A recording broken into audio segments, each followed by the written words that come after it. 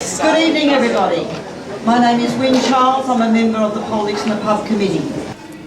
It's my great pleasure to reintroduce Rose Jackson to Politics in the Pub in this new setting. She's the Secretary of the New South Wales Labor Left here in New South Wales. She's a campaign organiser for New South Wales Labor and a former national official at the trade union United Voice, where she helped run campaigns to deliver fair wages to cleaners, childcare educators and aged care workers. And she is a former councillor on Waverley Council. She's a proud graduate of the public education system, a passionate feminist and unionist, and delightfully, I think, the loving mother of daughter Charlotte. I'll start with a quote. Privatisation is a fuzzy concept that evokes sharp political reactions. These words, from the 80s in fact, from Professor Paul Starr from Princeton University, could have in fact been a direct description of the current political environment in New South Wales in 2014.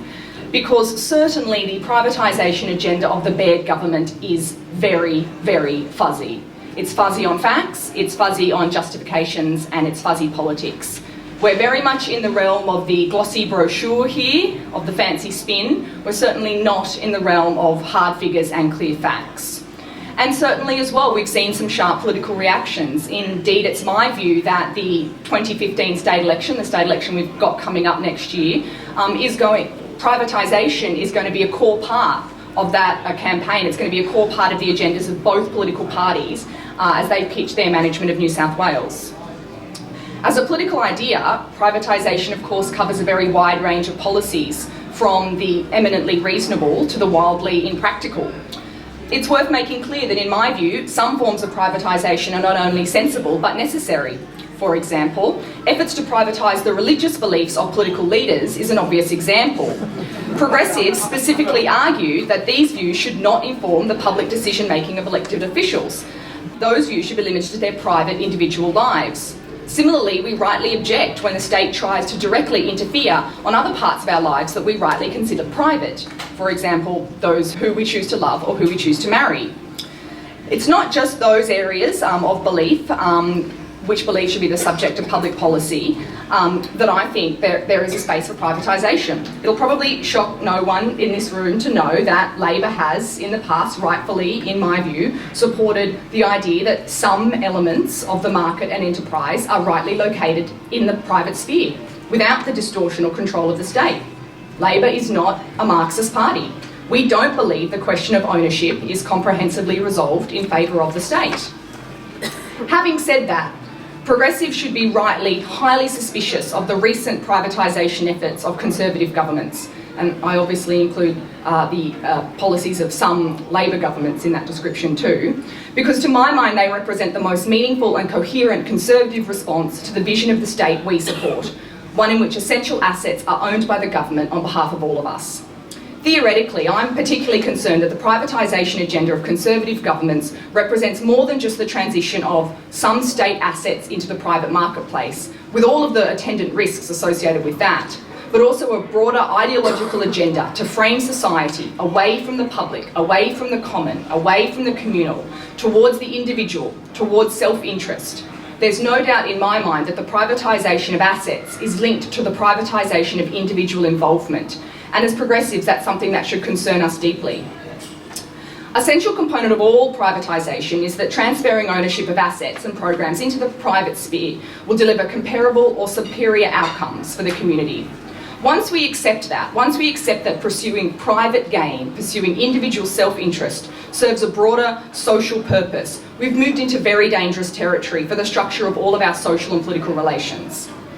The privatisation agenda of the Baird government is not merely the specific shift of assets and goods production from public to private, although it undoubtedly involves that. It's also about the government broadly utilising deregulation and cost-cutting to overall reduce the regulatory and spending authority of the state, shifting a range of functions into the private sphere. I want to touch on two policy areas that I think represent part of that spectrum: the proposed sale of the electricity network and the government's approach to TAFE. The 49% sale of electricity poles and wires, electricity privatisation, is quintessential public asset sale, a classic privatisation. And if it goes ahead, it is going to be a disaster. First of all, there's little doubt it will put upward pressure on prices. No private company is going to spend billions of dollars buying these assets, only to undercut their own profit-making capacity by reducing power prices. Additionally, the Liberal government is removing the regulated maximum cap on power prices. Suggesting that prices will increase is not baseless political posturing. It's based on a demonstrated pattern across Australia and the world. The Liberal government in South Australia privatised their electricity network. Of course they argued that prices would be lower. Today, South Australia has the highest electricity prices in the country. Poles and wires are a natural monopoly. We are not going to see 3 sets of telegraph poles and wires popping up next to each other down our streets. The government is hoping that regulatory authorities will perform the function of ensuring there is no distortion in the market to the detriment of consumers. Experience has shown us that is just wishful thinking.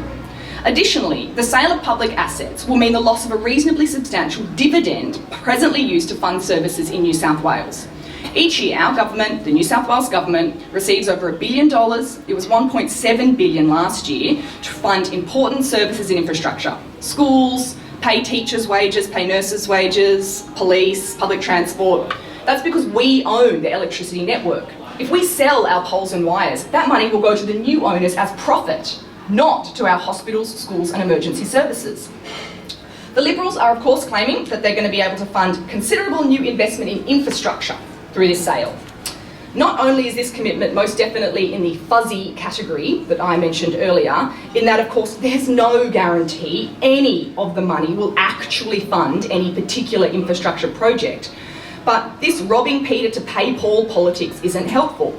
The New South Wales government has an annual infrastructure budget of $15 billion. It is not essential to sell electricity assets to fund infrastructure, and suggesting otherwise is totally misleading. Barry O'Farrell actually recognised this, which is why he opposed asset sales as a method of funding infrastructure. I'm quoting Barry O'Farrell, Politics in the Pub. He said, "There is no silver bullet solution to funding infrastructure. It has to be done the hard way. Get your fair share of federal funding, grow the state's economy and borrow within the AAA." And he was largely right.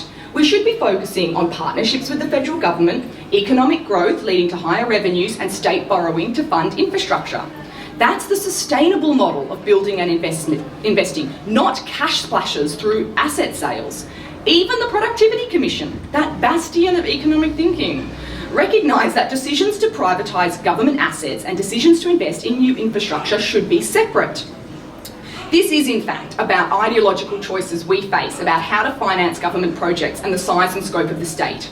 Luckily in New South Wales we're not faced with sharply rising debt and overwhelming political resistance to higher taxes. In fact, repeated community surveys have shown an openness to increase taxation to fund essential public services. And certainly our internationally low and getting lower rates of corporate taxation are worthy of revision. Briefly addressing the Liberal claim that privatisation will stop at 49% of electricity assets, total rubbish. We all know that. Everyone knows that once you start privatisation, it only ends when it's all sold. As George Simmel has concluded when scanning political trends over recent decades, what is private becomes ever more private. It's the very same reason we all know the proposed GP co-payment simply won't stay at $7. So, I've argued the government's justification for the privatisation of assets, funding infrastructure, is bogus. So why do I think that they're actually doing it? The answer is quite simple: values. This is what they actually believe in. Sadly, most Liberals hold hard-nosed right-wing economic values. They believe the public sector is irredeemably inefficient. They believe individuals are solely self-interested and they have no conception of the common good. They cannot see that the public sphere is governed by very different rules and relationships to the market, and thus it always appears deficient to them. It's worth noting, pleasingly, that these views are fundamentally at odds with the general view most Australians hold about the role of the state. This is in many ways a fundamental question of character and values. The potential private owners of public assets represent significant interests and powerful lobby groups, what you might term the privatisation lobby. It is from this lobby, ensconced in this background, merchant bankers, big private enterprise, that Mike Baird has come. He has never relied on the state, on the government, for anything in his life. He sees the government as meddling in his and his friends' ability to make a lot of money. These are his values. So of course he believes the state should be smaller. Of course he supports privatisation. Additionally, Privatisation tends to undermine goals made by unions in public sector bargaining, which of course is not lost on the advocates of privatisation. For example, the privatisation of Transgrid, the state electricity transition network, is going to put more than 400 jobs at risk in Newcastle, Orange, Tamworth, Wagga Wagga, Yass. As part of their profit maximising motive, private companies are definitely more likely to seek out opportunities to reduce costs, such as wages. This is generally done through replacing full-time permanent jobs with part-time casual or contract employment with lower wages and less conditions. As brief evidence for my assertion that privatisation in fact represents part of the core value set of our Premier, as opposed to his attempt to spin it as some kind of infrastructure funding decision, 3 quick examples: electricity generation, the desalination plant and New South Wales ports. Macquarie Generation runs power plants that supply 40% of the electricity used in New South Wales. Mike Baird pushed ahead with the privatisation of Macquarie Generation when he was Treasurer, despite objections from the ACCC that the sale would mean less competition. On the 6th of February, the ACCC quoted that the sale was likely to result in substantially lessening competition in the market for the retail supply of electricity in New South Wales. That's the ACCC, substantially lessening. On the 12th of February, mere days later, Mike Baird personally signed the contract to sell Macquarie Generation to AGL Energy. The desalination plant. Former Auditor General Tony Harris slammed the sale of the desalination plant. He says Sydney water customers will be forced to pay more. It would be nice to say that the first major deal of the new government would be a smart deal, but no, it's a silly deal. The desalination plant was privatised for $2.3 billion, so they gained $2.3 billion. Just $261 million of that was released for new spending, and of that, $20 million was being spent on lawyers and investment bankers. Exactly the friends of Mike Baird. Mike Baird privatised Port Botany in Sydney, Port Kembla in Illawarra, and the Port of Newcastle in the Hunter. John Mullen, the CEO of Asiano, the company that owns Patrick Stevedores, said, "The new port owner has to generate a return, and as an operator leasing capacity for port owners, we've seen some pretty dramatic price rises as a result. Ultimately, the consumers or manufacturers or exporters are paying that bill, and it's probably not good for Australia in the long run." Baird's record speaks for itself. For him, this is a personal crusade. This crusade is also evident in the serious attacks on TAFE and vocational training in New South Wales. The deregulation and cost cutting, forcing TAFE to compete with private providers, is part of the same privatisation agenda. Here's the context. According to the latest COAG Reform Council report, 26% of those aged 17 to 24 in New South Wales were not in full-time work or full-time study in 2011. Youth unemployment, 15 to 24-year-olds, is at 16% in Parramatta, 16% in Illawarra, 14% in far west Arana, and 13% on the mid-north coast. In 2012, New South Wales schools' completion rates were below the national average for all students and all localities, with the exception of students from very remote locations. So that's the context. What is the government's response to these alarming figures? $800 million cut from TAFE, 700 teachers sacked, with a further 375 in this recent budget. TAFE courses cut, including critical HSC completion courses. When you drop out of school and you're working and you want to complete your HSC so that you can go to university, TAFE offers a range of courses that allow people to do that outside of normal school hours. Cut. Student fees increasing by over $1,500 a qualification. Private providers do have a role to play in vocational education and training, in providing students a viable alternative pathway to tertiary education. But trying to make TAFE compete on a level playing field with those providers is not realistic. TAFE provides a vital service to the most disadvantaged in our community, offering them a path through education, a path to meaningful employment. It offers these services to people that private providers can never make money out of. Unemployed youth in rural and regional New South Wales, students with disabilities, students from Aboriginal and Torres Strait Islander backgrounds. Now, John Kaye has actually been a very powerful voice opposing the government's regressive TAFE agenda, so I'm hoping that he'll speak on this too. But I wanted to make clear that I see the government's privatisation agenda not just specifically about asset sales, but also about spending cuts and the general withdrawal from the public provision of services in favour of private providers. So, it's a dire situation, a gloomy picture. But as progressives, we don't just get angry, we get organised. So here are 3 things I think we need to urgently do. 1, develop our alternative economic agenda for New South Wales. Galbraith talked about private opulence and public squalor. This is the Conservative vision for New South Wales in my view.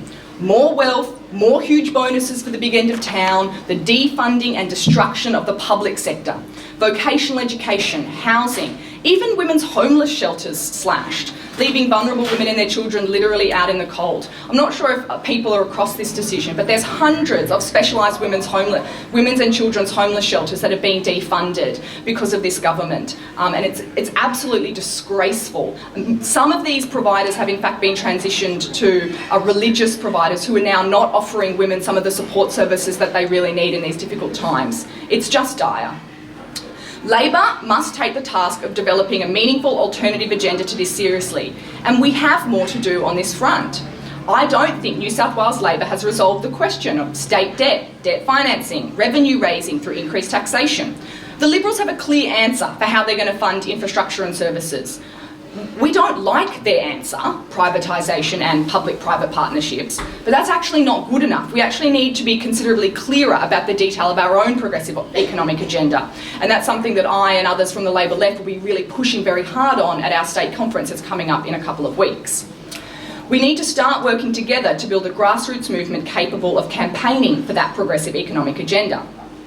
This is very much about the role and size of the state, the balance between the public sphere and the private sphere in our lives, but it's important that we don't become too obsessed with the state, just with Parliament, and take a narrow view of the potential institutions in our society and economy. Institutions like unions, community groups, the not-for-profit sector, universities and more. As I've mentioned, there is a specific and well-funded lobby in favour of the government's agenda. We have to build a movement to counter that. That means working together, means sharing information and strategies, it means promoting collaboration between our people, it means seeking out authentic stories to respond to the dry economic dribble of our opponent. There is a very clear and important role for the union movement in all of this. As we mentioned, I, until quite recently, was official at United Voice, Labor union.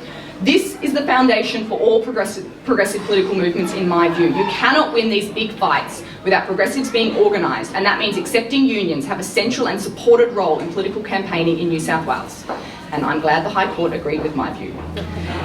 Thirdly, get New South Wales Labor elected to government. Of course, I'm going to say that, but I fundamentally believe it's true. These aren't just individual policies of one government here in New South Wales. The Conservatives across Australia and the world are sending signals about the competence and desirability of the state, of public provision. Signals that we must strongly resist. And we can only resist those effectively if we're in government, defending the state, defending the public good. Yes, administering democratic government is difficult. Difficult choices about how to raise money and where to raise it from. Difficult choices about how to spend money effectively and fairly. Privatisation is a totally weak response to all those difficulties. We need a strong policy alternative, a strong grassroots movement campaigning for it, and we need strong Labor governments willing to stand up to the big end of town, stand up for our values and stand up for our agenda. I absolutely accept that in the past, in New South Wales and other states, we haven't always had those strong Labor governments, and that's something that the left has been constantly campaigning for. I hope that in 12 months' time, the topic of an address here in Politics in the Pub will be the strong role of the state and collectivist institutions under the Robertson government. Our opponents are going to have a lot of money to fund big promises. They're going to have the benefits of incumbency. They're going to have the mouth-frothing support of the Daily Telegraph that we've already seen. And they're going to have the deep pockets of the big end of town. We need to have the right ideas, the right values, passionate people, and deeply held commitment. I think we have all of those people, all of those things. It's about utilising them and working together. It is going to be a tough battle, all right, but I look forward to contesting it with all of you. Thank you. Thank you.